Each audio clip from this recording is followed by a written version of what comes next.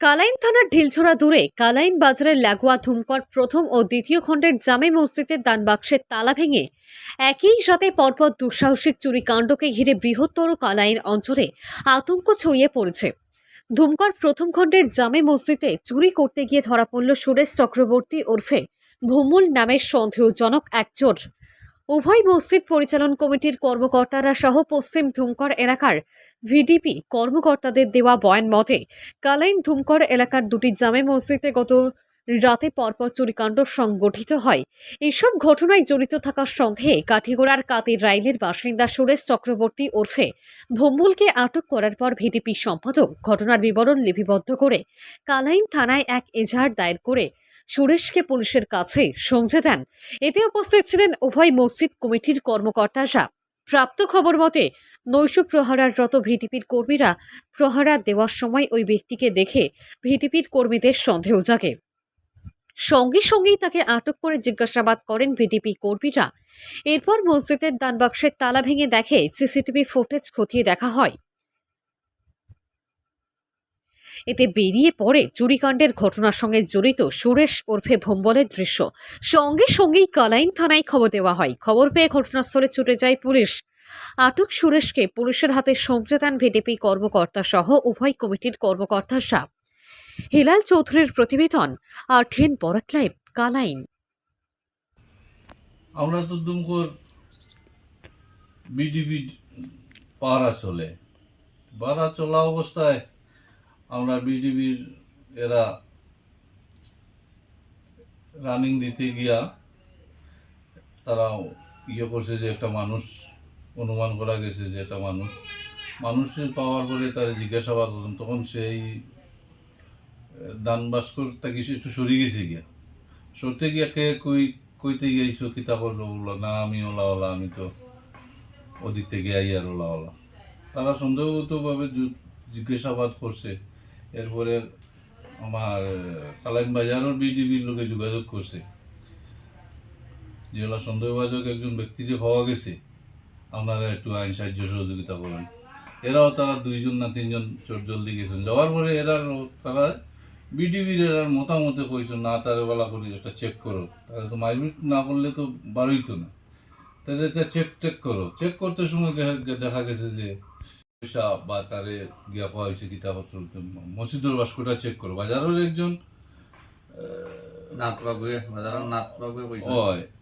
মসজিদের বাক্সটা তুমি দেন চেক করো। বিডিবির একটা বিডিবির ডিউটিদার একজনে কইছে যে বাস্কটা চেক করো। বাস্কত গিয়া চেক করতে দেখা গেছে যে বাস্ক ভাঙ্গা। তখন তো আর এও কইছে হয় আমি ওরম করছি, তো রড কেন আমি মসজিদ থেকে রড নিয়ে রড দিয়ে ভাঙ্গিছি। তখন সিসি ক্যামেরা চেক করা হয়েছে। সিসি ক্যামেরা চেক করার পরে দেখা যায় যে হেও কাজটা করে। এরপরে তো আর কিতা করতাম, তারাও আমিও গেলাম, আমার আরও 2-1জন বেশি মানুষ ডাকাডাকিও করা হয়েছে না যে আইলে পরে মানুষের মারপিট করবো। আর এ মানুষ তো অন্য এক সম্প্রদায়ের মানুষ, যখন নাম জিজ্ঞাসা করিয়া দেখা গেছে যে অন্য সম্প্রদায়ের মানুষ, তখন অন্য সমস্যা দেখা হয়েছিল। থানাত ফোন করা হয়েছে, থানা তারা পেট্রোলিংও কই আছে, তারা একটু পরে করছে। তা আমরা নিজেতে গিয়া বিডিবি সেক্রেটারি তাই নিজেতে গিয়ে একটা দিছেন লিখিয়া, আর তাই সহকারে আমরাও গেছি নিয়ে তার থানা জিম্মা দিয়ে আইছি। ওই পর্যন্ত আমার যা ব্যক্তিগত যে শপথ কথা ওটা, তার কারণে তারে আমরা থানার জমা দিছি। থানা কইছে আমরা প্রয়োজনে আমরা নম্বর রাখছি, আমরা এই লোকে যোগাযোগ করি। ভাঙ্গিয়া পয়সাগুলো আমি নিছি।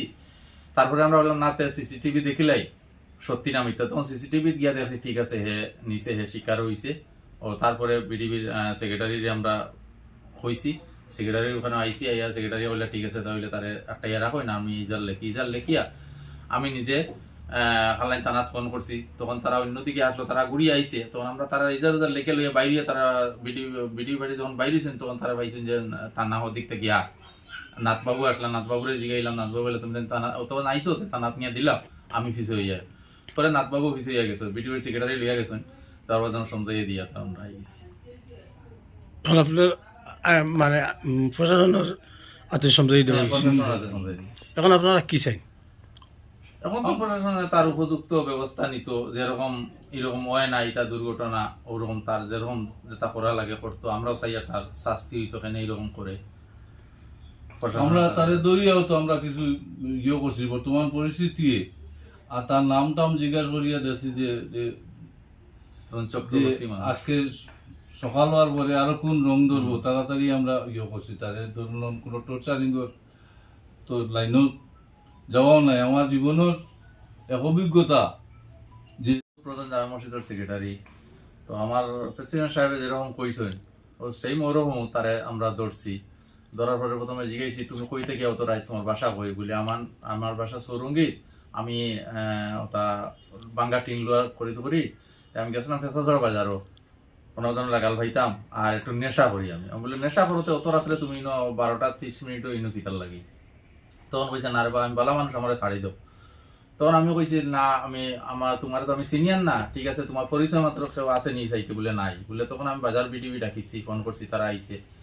আবার পরে তারা দেখেও কইছে যে এই মানুষটা তারা 10:30টায় দেখছে ওদিকে ঢুকছে বা সন্দেহ করছে। ও তখন কইছে না তার প্যাকেট চেক করো। প্যাকেট চেক করতে দেখা গেছে যে দান পাত্র যেটা, এটা তো বাংলা ভাষা মানুষে দে এবং নোটও দে, এই টাকাগুলা দেখার পরে আমরা বাজারের বিটিভি পার্টি কইছে না তুমি দেন মসজিদের বক্সগুলো চেক করো, আর আমি কি আমরা মন্দিরের বক্সগুলো চেক করবো। তখন কইছে না আমরা 4 জন যাই, 4 জন গেছে গিয়া মসজিদের বক্স চেক করেও দেখি ঠালা 2টা ভাঙ্গা। ও তখন তারা জিজ্ঞাসা করলাম যে তুমি বাংছো নি?